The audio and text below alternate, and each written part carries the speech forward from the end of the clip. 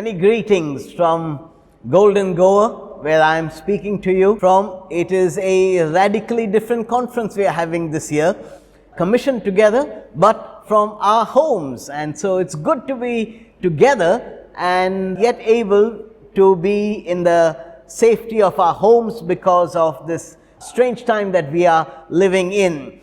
You know, we have a great theme at this conference, and it's taken from Paul's letter to the Philippians. And Paul says, I press on, let's press on to take hold of that for which Christ Jesus has taken hold of us. What a mighty theme to speak to us, to encourage us, and to encourage us to press on into the future. Now, Emmanuel spoke about how pressing on first must mean a spirit of perseverance. And today I'm here to speak to you about the second component of pressing on. And when we say pressing on, I'm here to say that pressing on also means making progress. So we persevere as we press on, but we also make forward progress. You know, one of the most wonderful things about being a disciple of the Lord Jesus Christ is that we have great confidence, and our confidence is rooted in our knowledge of how everything will end. Think about it. In the short term, there's many details we don't know much about. For example, we don't know more or less how this COVID thing is going to end. We don't know how it's going to progress. Is there going to be a second or even a third wave? When is vaccines going to come out? There's many details we don't know. However, we do know how the whole thing is going to end. We know what the Father has in store for the nations. Let me tell you two things that give us great confidence as we start looking at this passage and thinking about progress. We are very confident that the Father is on a mission. It's called Missio Dei, the mission of God. And this is the Father's mission, that the glory of the knowledge of the glory of the Lord will cover the earth as the waters cover the sea. Precious ones, we have great confidence because the Father is on a mission to cover the nations with His glory. The second thing that gives us great confidence to make progress is that the Son has already done a great work, a great victory, a great achievement on the cross. And you and I are part of this huge movement across the world that is seeing the effects of that cross, bringing salvation and light to every nation on the planet. And so we have great confidence to press on. Why? Because of the Father's mission and the victory of the Son. So let's look today now as we look at what does it mean to progress as we press on in the work of God. Notice what Paul says in verse 10 of this passage. He says, I want to know Christ. I've not obtained all this. I'm not made perfect, but I'm pressing on to take hold of that for which Christ Jesus has taken hold of me. Notice he's talking about moving forward. The Christian life is about pressing on. It's not about passive survival, but active progress. How sad it is when very often Christian disciples think, well, I'm saved. Now the rest of life is like being on a treadmill, sweating it out until Jesus comes. No, my friends. Salvation in Christ is much more than a one-way ticket to heaven. It starts there, but it is what Paul says to the Philippians. He says to them, now that you are saved, continue to work out your salvation with fear and trembling, because it is God who works in you to will and to act according to His good purpose. In other words, you have your salvation. Now take it and put it to work. Do something with that salvation. Make progress for the kingdom of God. Now let me start first by saying the verse tells us Philippians 3 verse 12, where Paul says, I have not already obtained all this, I have not been made perfect, I press on to take hold of that for which Christ Jesus first took hold of me. Here's the first thing we need to know. Christ has a that for you and for me, and you and I need to press on to take hold of it. Christ has a that for which He has taken hold of us, and we need to press on to grasp hold of it. You know, the first thing we must be filled with wonder is this. Paul says, Christ has taken hold of me first. In all our pressing on, in all our perseverance, in all our progress forward, we must remember our efforts are only secondary. They are responses, because first Christ has taken hold of us.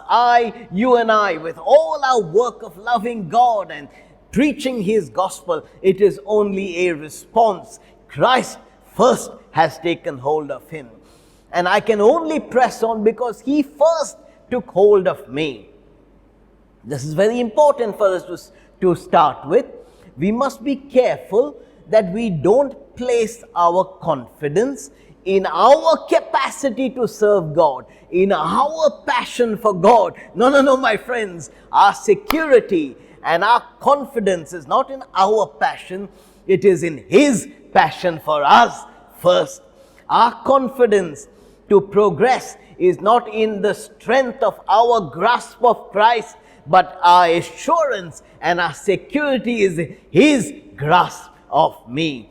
As He put it like this, He says, you did not choose me. No. I first chose you. Isaiah 43 verse 1 says, this is what the Lord says. He who created you, O Jacob, He who formed you, fear not. I have redeemed you. I have summoned you by name. You are mine. Precious friends, servants of God, men and women, we are here because first He has chosen us. We have great confidence to press on. Why? Because first He took hold of us. He says, I call my sheep by name and I lead them out. When He died for us, He didn't just die for the group of people.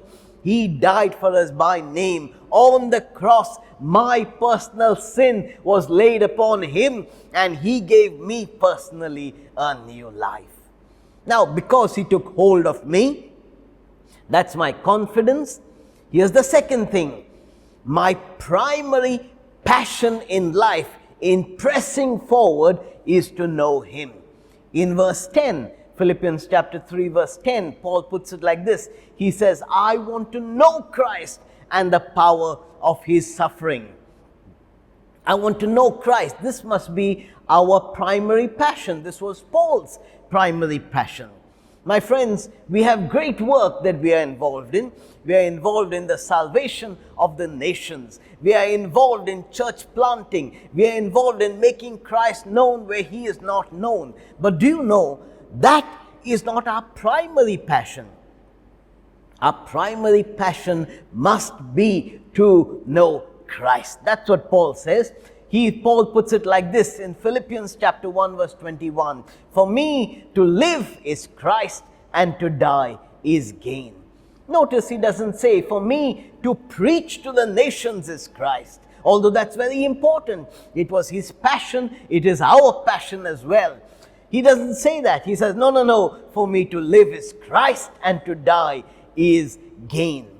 Precious friends, as leaders in the kingdom of God, it is vital for us that we do not let our primary passion be anything else other than knowing Jesus. That's what Paul says. For me to live is Christ and to die is gain. If for him to live was preaching, then dying would not be gain, because he would stop preaching. For many of us leaders, leading can be our primary passion. Preaching can be our primary passion. For some of us, our work, our job, our title can be our primary passion. Some even make their titles or their job their first name. So often we introduce ourselves. What's your name? I'm Pastor Ranjit. Actually, that shouldn't be true of us.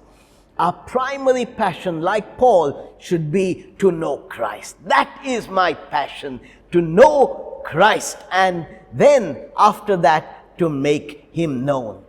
As I make knowing Christ my primary passion, my friends, we will do what Paul says. I don't consider myself to have taken hold of this fully, says Paul, but I know one thing, I forget what is behind, I strain towards what is ahead, and I press on towards this goal. The first thing we must make sure that as we are progressing, we are making personal progress. As we are progressing in knowing Christ, we are making personal progress. Paul uses this picture of a runner. It's a picture he often uses when he is talking about leadership, about himself, when he is talking to his disciples like Timothy. He uses this picture of running as a picture of leadership. And he says, I'm anxious to make personal progress in my own life. And like Paul, we've got to ask these questions. Am I moving forward? Is my personal life moving forward? You know, I find it is a great trap for me as a leader, because I can be telling others how to live and I might neglect my own progress. It is vital that I am personally progressing in my walk with God year on year. And so I've got to ask myself certain questions. For example, last year at this time, was I struggling with the same sins, or have I achieved a degree of victory? Last year at this time, as compared to this year, have I moved on in my love for God? Have I increased in my understanding of the Word? Has my understanding of revelation increased? Have I grown in my capacity to handle pain and persevere? Have I increased in my knowledge? You see, am I making personal progress? It's a vital question we leaders need to ask ourselves. Am I personally moving on? And Paul gives us a warning here. He says, I forget what is behind and I strain towards what is ahead. You know, precious ones, we will never move forward if our eyes on the back. But we'll come back a little later. We'll never move forward if our eyes are on our rear view mirror, as it were. But Paul says, secondly, not only is it my ambition to know Christ, but my desire is to make Christ known. Not just to know Christ, but also to make Christ known. Make Christ known. For example, in Romans chapter 15, verse 20, Paul puts it like this.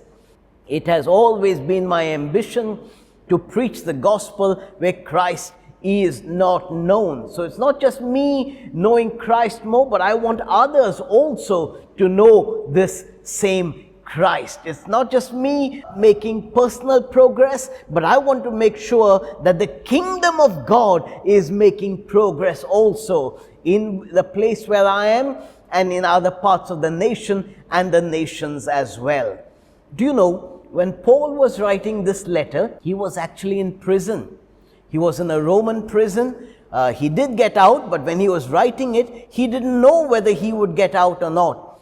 Listen to his words in Philippians 1 verse 12 to 14. I want you to know, my friends, in Philippi, he says, that what has happened to me here, being in prison, has actually served to advance the gospel. As a result, it's become clear throughout the whole palace guard and to everyone that I'm in chains for Christ.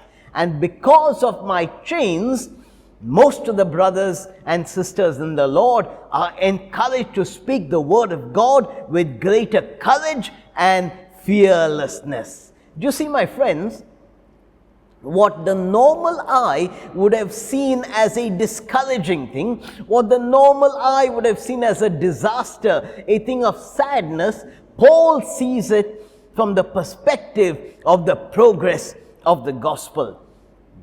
Now, this is a very special thing that only the disciples of the Lord can do. Why? Because their eye is not on the natural, their eye is on the spiritual.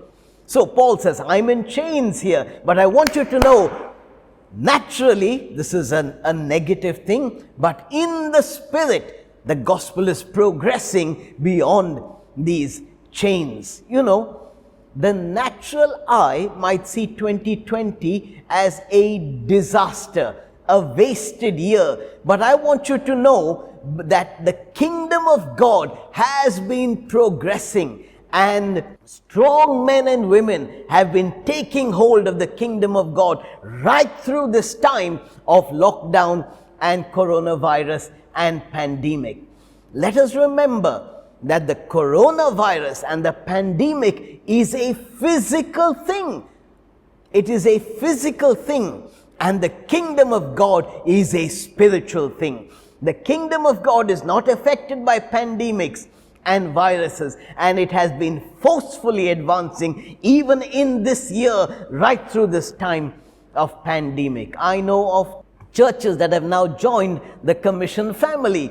I know of people who have given their life to the Lord in this time of the pandemic. I know of people who would not have otherwise heard the gospel, but as we've gone online with our Sunday services, we are seeing the word of God reaching places it would have never otherwise reached.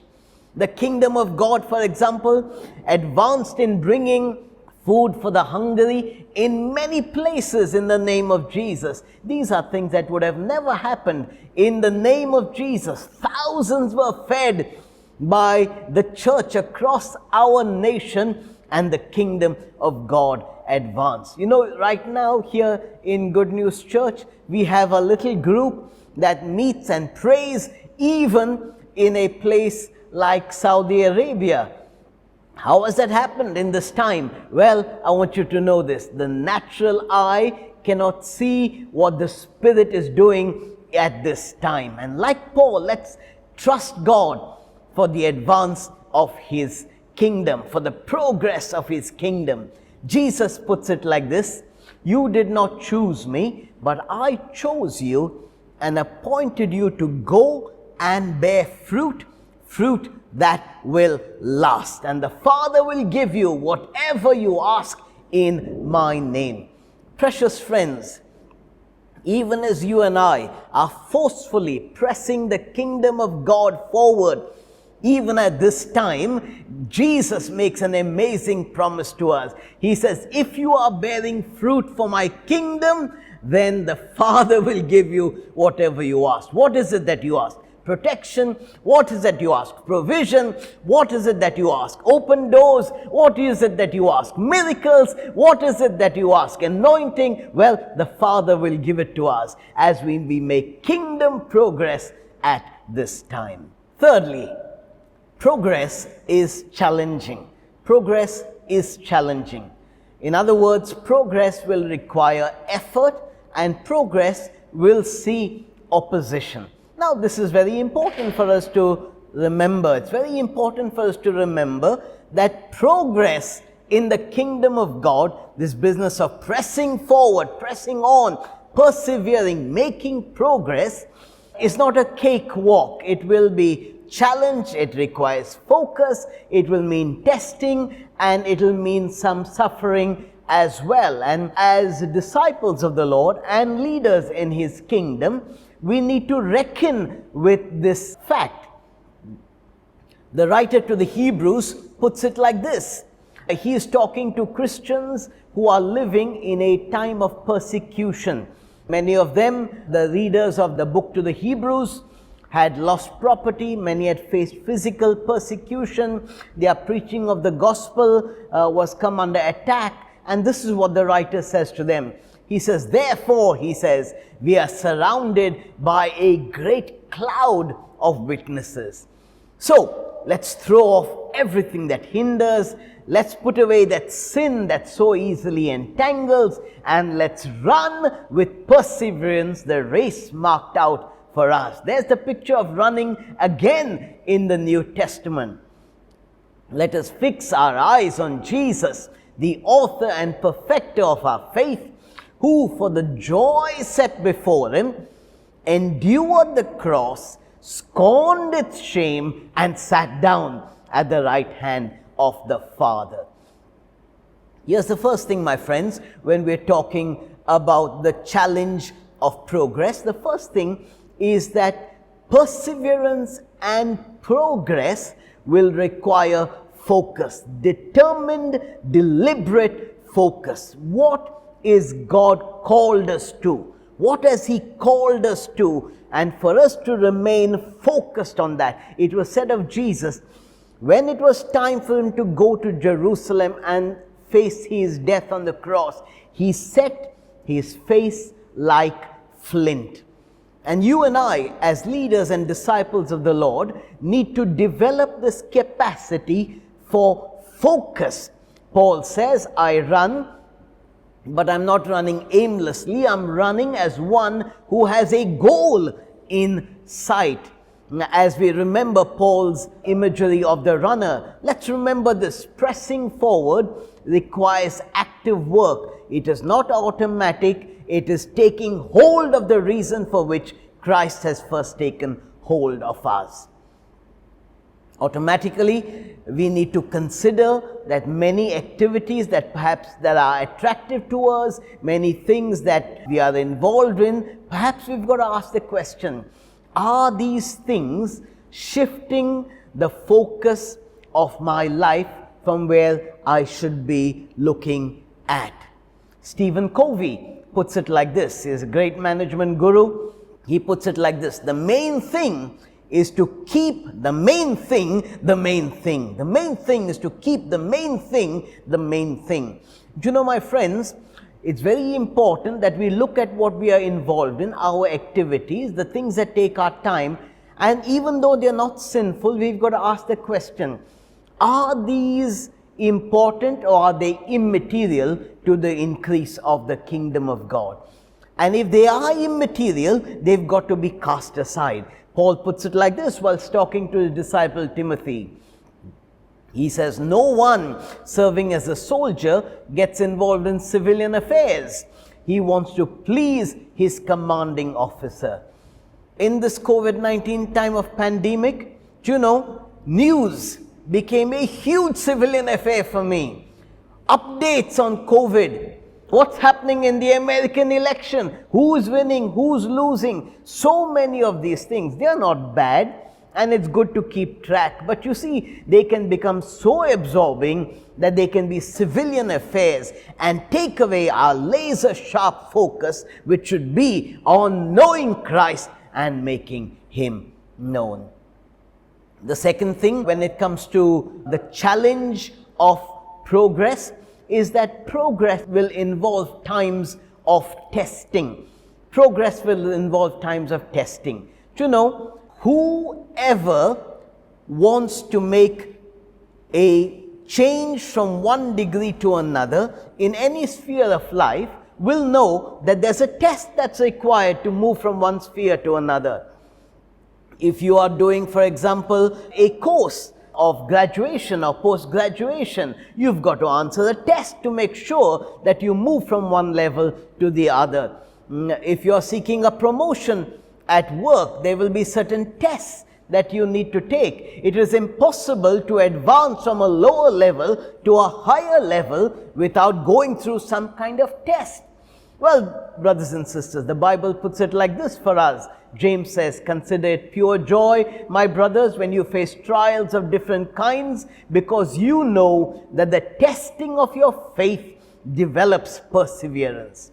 And I believe as we press on, as we make progress, it will be hindered. And those hindrances often will be tests of our faith. Are we those who give up? Or is our faith being developed like muscle? Do you know, faith is a muscle. It's a spiritual muscle. It is very much like physical muscle. It needs to be exercised. It needs to be stretched. And as it is stretched to near tearing point, it builds new muscle. The same thing is true for us. Faith will be tested. You and I will be tested in many ways. And when the hindrance and the test comes, let us remember what James says. Trials of many kinds are coming so that your faith and my faith will develop tenacity and perseverance. Thirdly, Our progress is challenged when we come to times of suffering. Paul put it like this. He says, whatever was to my profit, I now consider loss for the sake of Christ Jesus. What is more, he says, I consider everything a loss compared to the surpassing greatness of knowing Christ Jesus, my Lord, for whose sake I have lost all things. I consider them rubbish, that I may gain Christ. Think about what Paul lost. Think about the Apostle Paul's suffering. A man who was a greatly respected individual, a Pharisee of the Pharisees, socially accepted, very well known, a lawyer, a Greek speaker, a man who was a Roman citizen, who had privileges in society and in the intelligentsia. This man, in one stroke, when he gave his life to Jesus and became a servant of the Lord in the kingdom of God, in one stroke, he suddenly became a wandering preacher. He became a lonely man. His doctrine of grace made him someone that was difficult to understand. He went through prison. This man who walked through streets with great acceptance was let down in a basket quietly over the wall one night in shameful circumstances. He was stoned. He was left to death. Even Christians slandered him. People within the church criticized him. And he said, on my body, I bear permanent scars of beatings and persecutions. Now, none of us have probably gone through what Paul has gone through, although I know people in our church here who have suffered physically for their decision to walk in God's ways in Christ. However, there will come times of suffering because of our desire to press on and to make progress in the Christian life and in the advance of the kingdom of God. You and I need to reckon with that suffering, and you and I need to see suffering in the context of the light of eternal glory. When we see it in the context of the mission of the Father and of the victory of the Son on the cross, suddenly that suffering ceases to sting as it once did when it first came upon us. Let me now come very quickly to a conclusion. Paul says, I've not obtained all this, I've not been made perfect, but I press on to take hold of that for which Christ took hold of me. Precious friends, progress in the kingdom of God is not an option. It is something that you and I have been called to do. You and I, it's not that some Christians will progress and some are just meant to sit down. No. All of us as disciples of the Lord are called to make progress. What kind of progress? Twofold. Number one, knowing Christ, growing in our understanding and intimacy with Him. And secondly, making Him known, bringing an advance of His kingdom wherever we are. This is why Christ has taken hold of us. As I close, let me remind you that progress is a matter of daily steps. Progress is a matter of daily steps. Somebody put it like this: overnight success is achieved by years of detailed steps. Overnight success is actually achieved by years of progressive detailed steps. Let me ask you, what is one thing that you need to do to come closer to Christ, to know Him in greater depth and maturity? What is one thing you need to do? Do you need to spend more time in prayer? Do you need to give yourself to studying His Word? What is one thing that you need to do to know Christ more, to take hold of Him? And secondly, what is one thing you need to do to make Christ known?